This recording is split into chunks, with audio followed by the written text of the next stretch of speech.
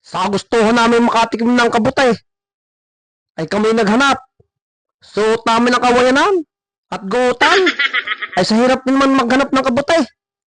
Sukal na sukal ang dadaanan. Daming-dami pa ng lamay. Pag nakapangagat na may kating-katay, kundi hampasin ang katawan at kamutin. May mga bakas pa ng mga pa kaming nakita. Ay di kayo may nauna na sa aming naghanap ng kabutay. Ay lisa na ang mahahanap namin. May nakita naman kami, isang kabutay. Kabuting landasin. Ang tawag daw din ay balo. Dahil nag-iisa.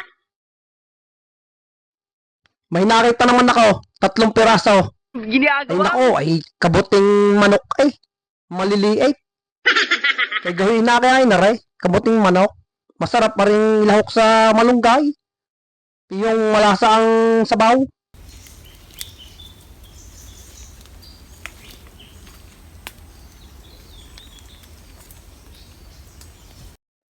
May nakita pang pailang-ilan na kabuting manok. Siguro ay lisan ng mga naunang naghanap ng kabute. Hindi nakita.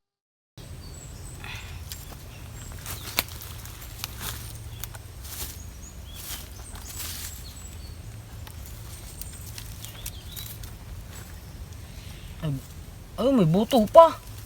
Oh. Okay.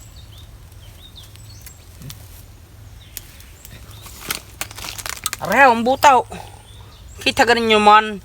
Bago pa hindi na nakausliit. Hinukay na namin. Dapat gulok eh. Walang gulok eh. Kaya kutsilyo lang ating gamit. Ilan yan ano? Dami din ah. Dami. Kung puputulin.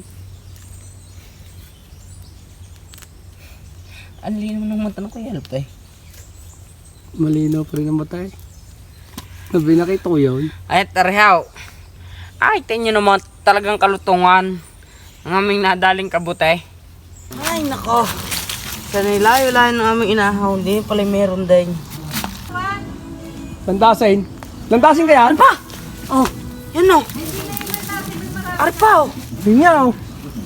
Dami o. Landasin kaya? Oo.